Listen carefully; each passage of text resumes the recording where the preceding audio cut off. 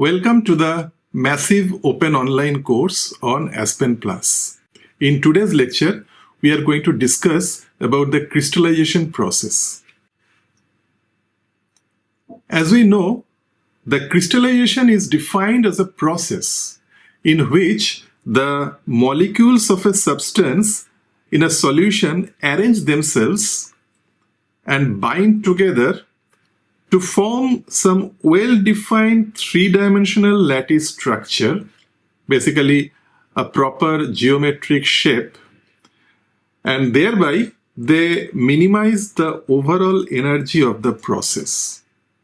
So the crystallization process is basically a separation process where the solid particles are separated in its purest form, because the solid particles, they are obtained out of crystallization, they contain only those substances, nothing else. So it is the purest form. And the process follows these stages. In the first stage, the solution is heated in an open tank so that the solvent particles can evaporate and the solutes are left behind.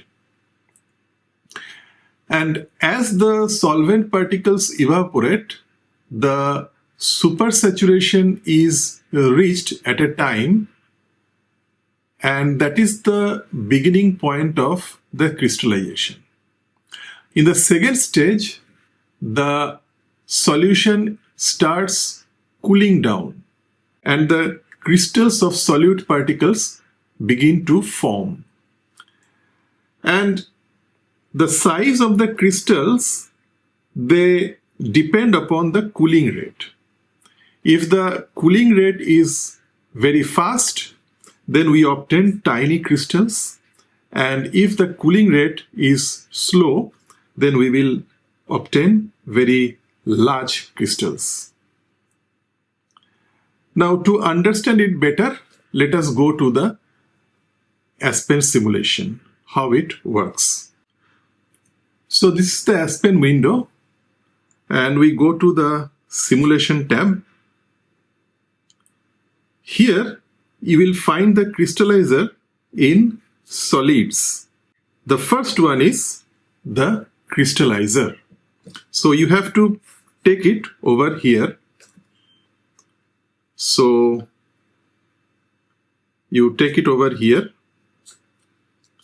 and there first you have to fix the material lines, and you will find two red arrows. That means there are two material strings, that is minimum, that you have to specify. One is input, another is output. So this is the input. As it says, it is feed required one or more. That means minimum is one, maximum you can give any number of feeds as per your requirement. So first let us take one feed and one outlet, that is the product. It is required because through that line we will get the crystal products. So we take out this line and you will find another blue arrow. This is optional, that is why it is blue, and it is the vent. Now, why vent is required? Because as the vaporization of solvent occurs, there should be a vent line through which the solvent may escape. In case in your crystallization, vaporization doesn't occur, you already have some supersaturated liquid that is fed into your crystallizer, and you just have to cool it down in order to make the crystals to form. In that kind of situation, you do not need the vent. You can just avoid the vent line. Okay? Now, we will know how to fix the stream later. First, go to the setup and learn what are the various aspects of a crystallizer. Now, the crystallization process, you have to specify this operating condition. Now, in the operating condition, you find temperature and pressure. Now, you have to specify either of them or both. So the system has to operate at a constant pressure or at a constant temperature, or both. You cannot vary both of them. Okay? So, if you fix pressure and if you do not fix temperature, then you may also fix either heat duty or the product flow rate or the vapor flow rate. Heat duty means the amount of heat that you provide into the crystallizer for the solvent to evaporate. So that heat duty, that is, it may be 1 kilowatt or 0.5 kilowatt, something like that. So that heat duty you can fix, or you can fix the product flow rate, that you want the product to be coming out of your crystallizer at this rate. That also you can fix, or you can fix the vapor flow rate, either of them. Or if you fix the temperature, then also you can fix the other three things if you do not know the pressure, or if you change the pressure for that matter. Now, other than this operating condition, you have to fix the solubility data. Now, what is solubility data? In the solubility data, you can find in this paper, just for an example, I have collected this paper. This is from Journal of Chemical Engineering Data, published in 2005. It contains the solubility of sodium chloride, sodium bromide, and potassium chloride in water, methanol, ethanol, and their mixed solvent. So let us take this example. In this paper, what they have studied. So they have studied the solubilities of these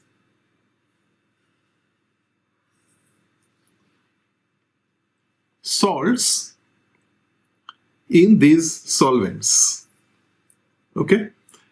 If you are interested, you can go through this paper of your own, but in order to understand the Aspen Plus process, we will quickly go to a table which they have shown over here.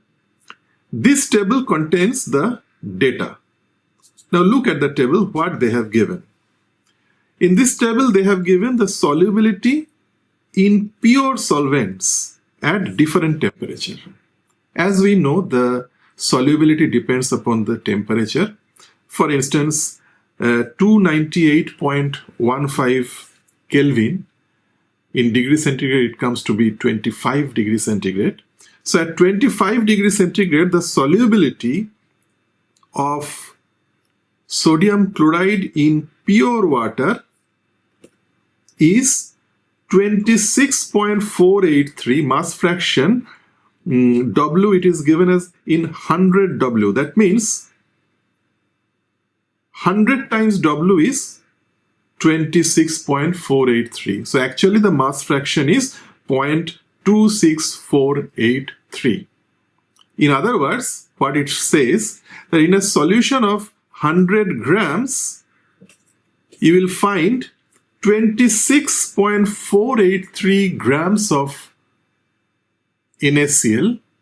That is the saturation limit.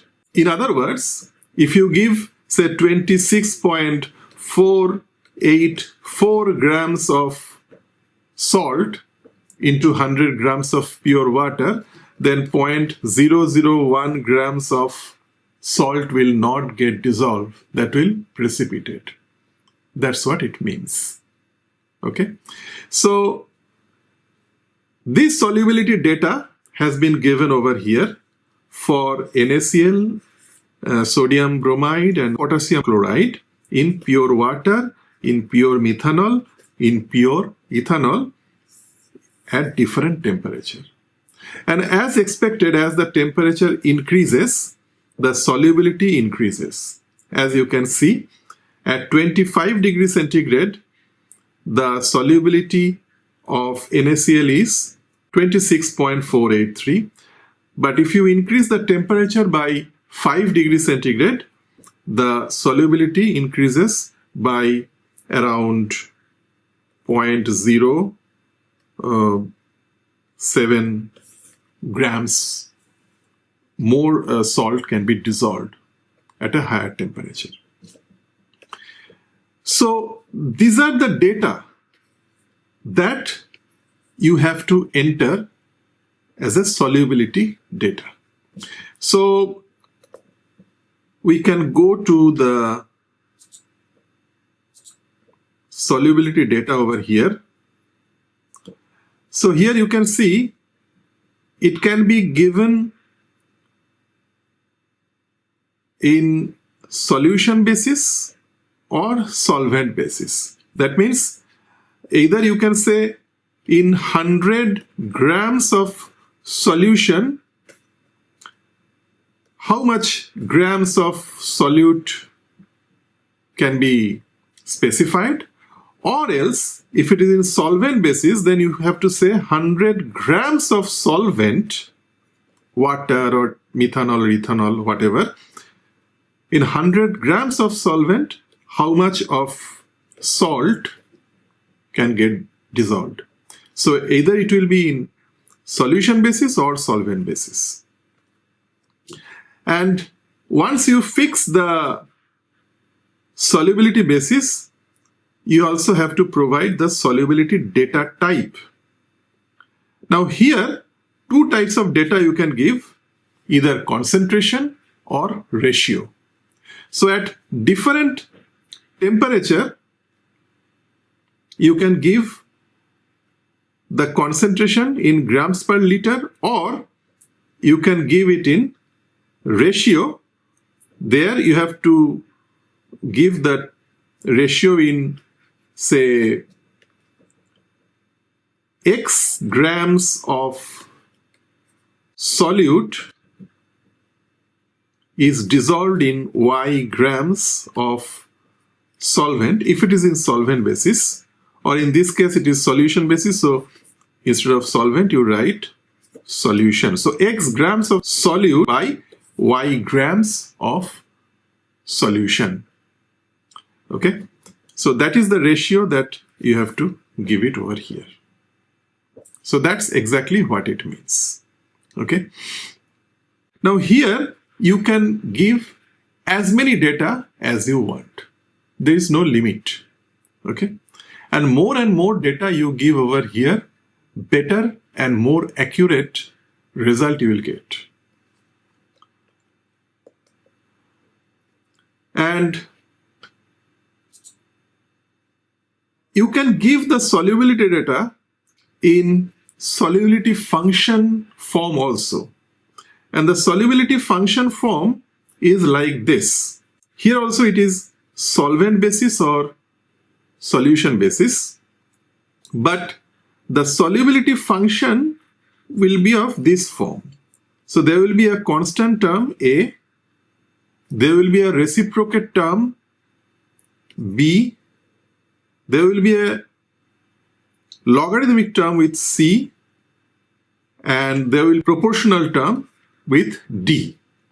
So A, B, C, D, these are the parameters you have to fix. Now, how will you get this solubility function? These solubility functions are also available in the literature. If they are not available, you can make a function yourself. How? I will explain. So let us see this solubility data once again. Now this solubility data, they have reported in graphical form as well. And look at the graphical form. Here, for instance, KCl, they have given the temperature versus solubility data over here. Now, KCl data, it is almost a straight line. Okay. So in the function, as you have a plus b by t plus c of ln t plus dt.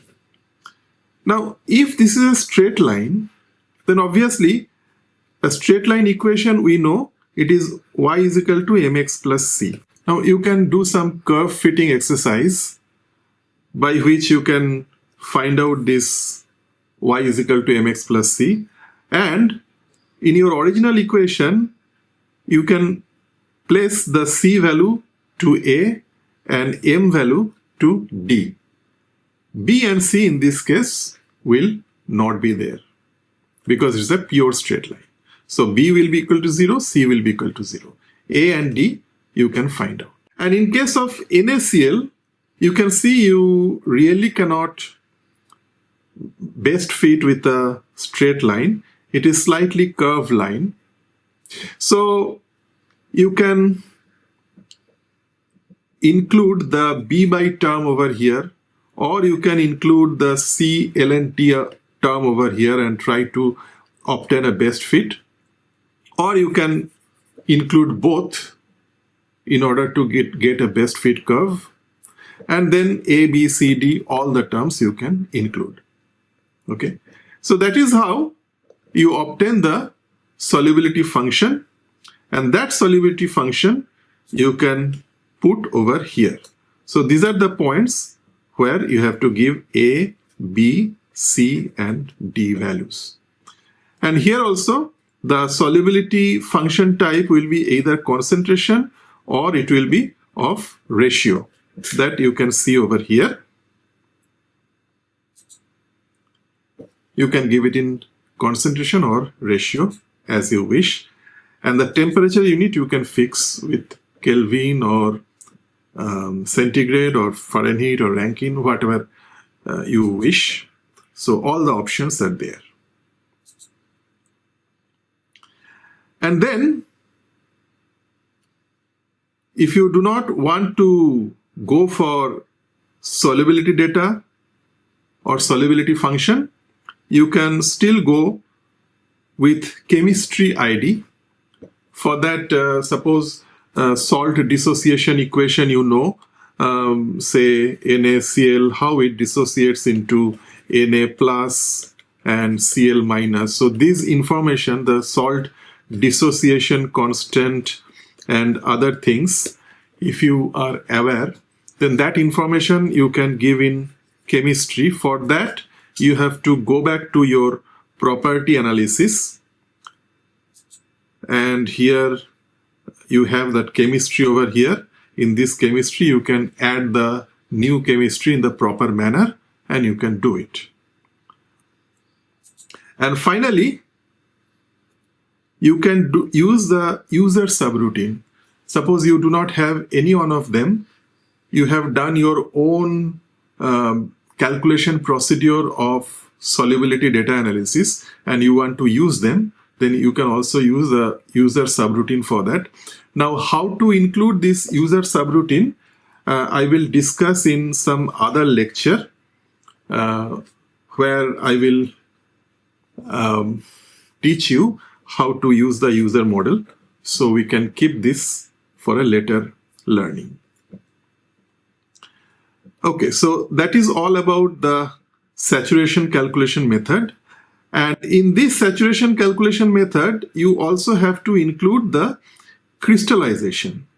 So in the crystallization, you have to mention what are the components of reactant and the product.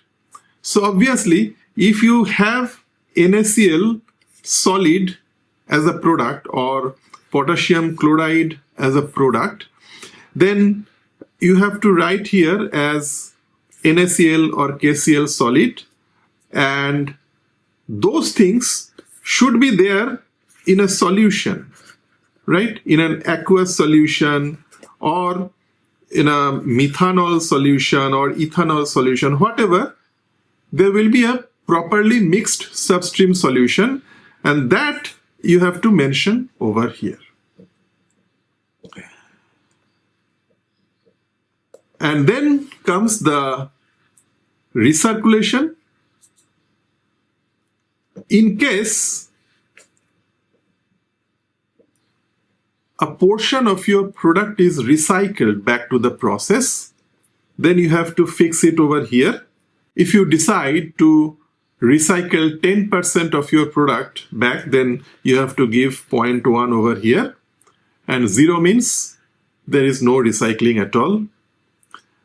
Instead of fraction, you can give a recirculation flow rate also. In that case, you can say that I want, say, 1 kilomole per hour of recycling, or you can opt for a mass basis, so many kgs per hour you can recycle. So that information you can provide. And then most important thing is particle size distribution. Now, particle size distribution is a very crucial thing because in a crystallization process, that is the most important part that you have to take care. Now, what are the particle size calculation options you have? There are basically 4 options. The first option is copy the PSD from inlet. Now, it may so happen that your inlet flow that already has some particles in it. And in the crystallization process, the new molecules will come and coat over the already existing particles in the system. In such case, you can also expect that the particle size distribution of the inlet and the particle size distribution in the outlet will be same. So in such situation, you can copy the particle size distribution from inlet to outlet. So that is one option. The second option is calculate the PSD from growth kinetics. Now, what are the growth kinetics you have? Now, the moment you opt for this, the crystal growth option will be open for you. Now, you see, you have the overall nucleation rate option is formed. Here the equation is B, that is overall nucleation rate, is equal to Kb into G to the power I mt to the power j and R to the power k. And this Kb, I, j, k, this you have to mention. Now, how to obtain them? Now, here, what they mean actually. For this, you go to here you see, you can find crystal nucleation rate. It is the help file that you can refer,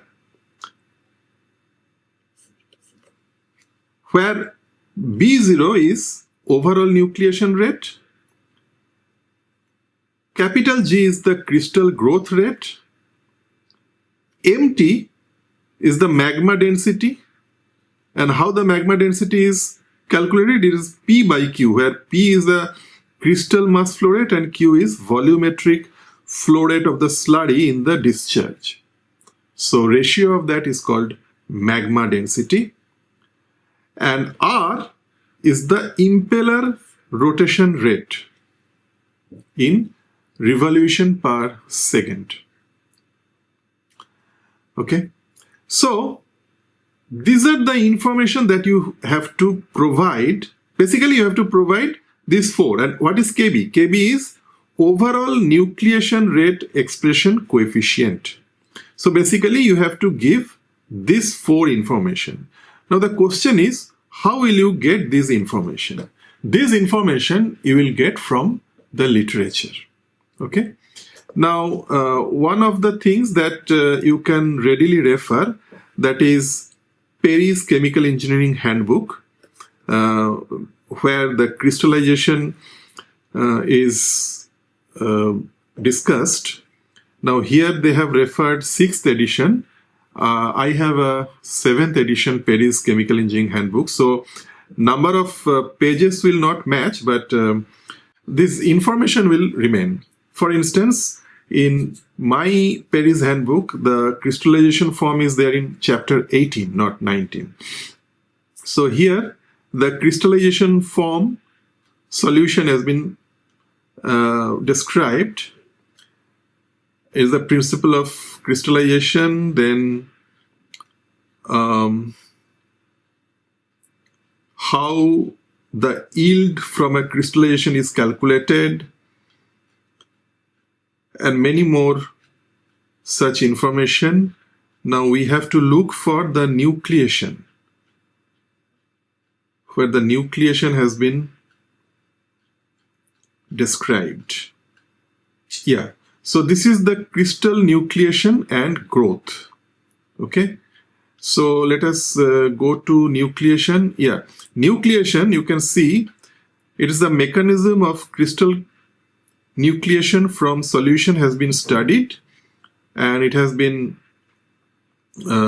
described over here. They have talked about the pump impeller, they have talked about the homogeneous nucleation, and so on. So you just can go through them to learn more. And this is the option that you have. Yeah, so this is the nucleation rate.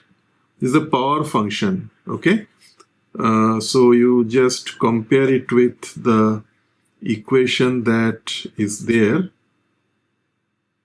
So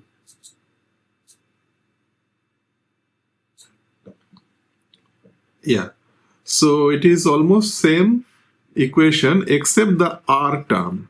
R is the impeller rotation rate. So in this equation, impeller rotation rate is not there, but I am sure you will get it somewhere later.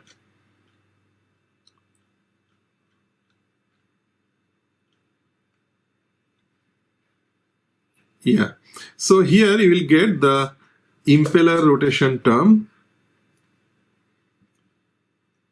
Here you can see the impeller rotation term, where SR is the rotation rate of the impeller. Okay, so you just go through this Paris handbook to learn it better. Now you just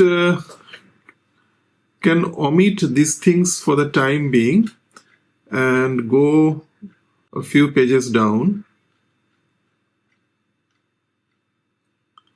Yeah, these are the things that I was looking for. Here you find the growth rate and kinetic equation for some industrial crystallized product.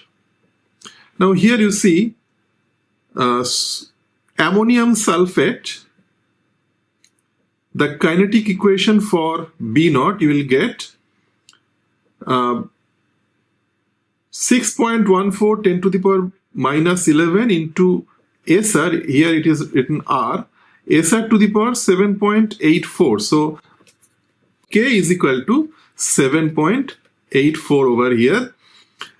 MT to the power 0.98. So in this case, our J is equal to 0.98 and G to the power 1.22. So I is equal to 1.22.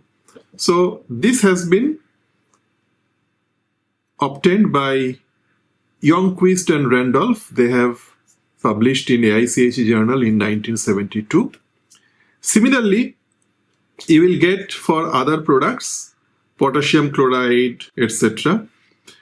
And for sodium chloride also we'll have, and this is the equation we have.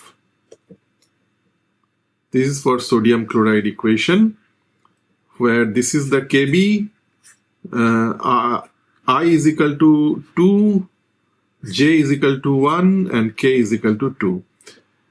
And this has been obtained by Asselberg in his PhD thesis from Delft Technical University in 1978. So obviously this is not a comprehensive list. This is there in Paris Chemical Engineering Handbook, but If you want, you can get these from other literatures also. You have to find the correct literature. From there, you can obtain the values you can place over here. Okay. And next one is the size-dependent growth rate, that is alpha and gamma. Now, what are these size-dependent growth rate? Let us refer to crystal growth rate. Here you will find the size-dependent growth rate. If the growth rate is not size-dependent, then it is G0, where growth rate depends only on supersaturation. With the growth rate expression coefficient and the supersaturation exponent.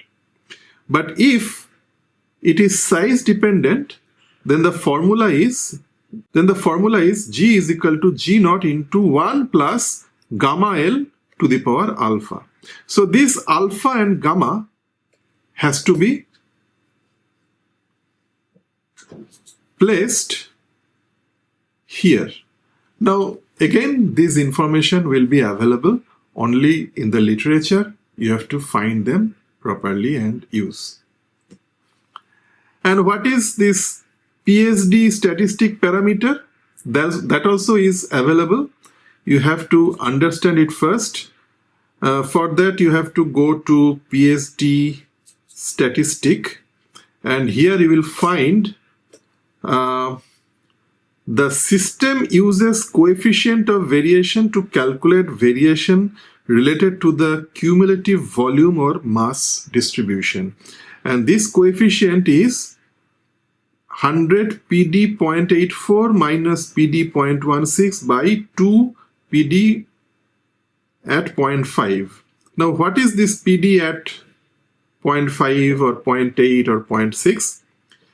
It is PDX is the particle diameter corresponding to the fraction x of the cumulative volume or cumulative mass distribution.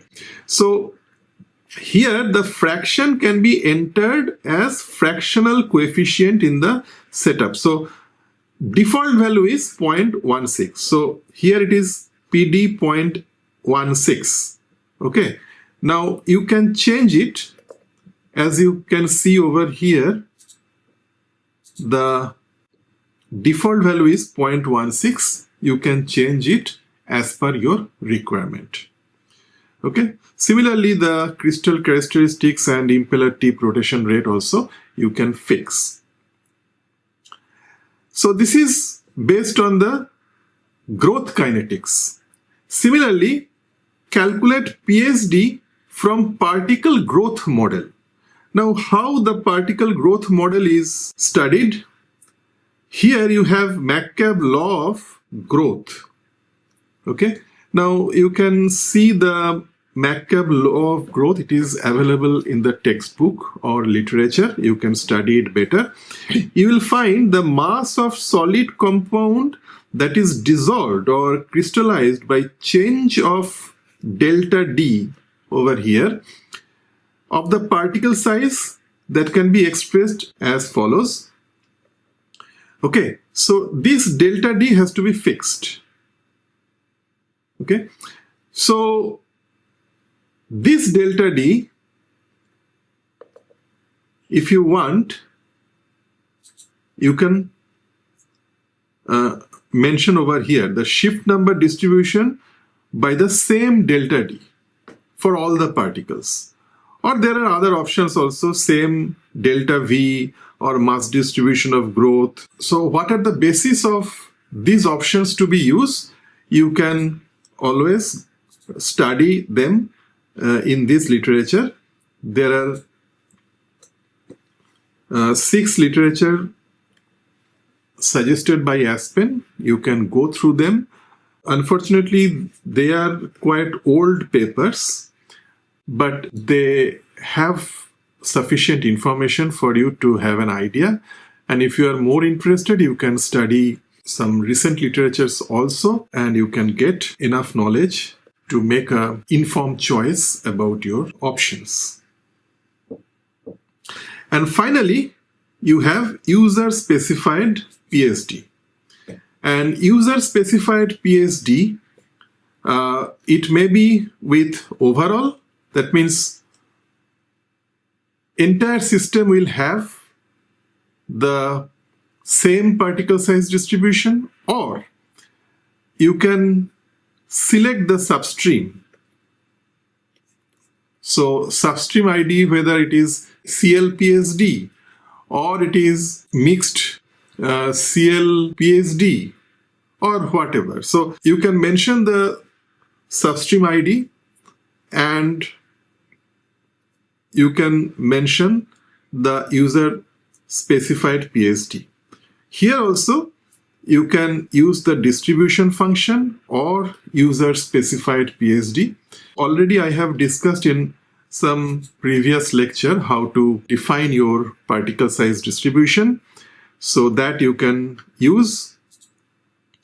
And you might remember that there are 4 types of distribution, that is Gates, Godin, Schumann distribution, Rosin, Ramler, Sparkling, Bennett distribution, log normal and normal distribution. So you can choose either of them and you can fix the particle size distribution in this manner.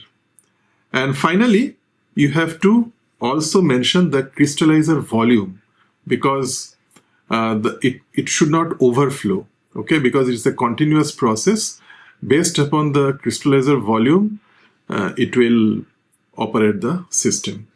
Now, let us solve an example problem and understand the system better.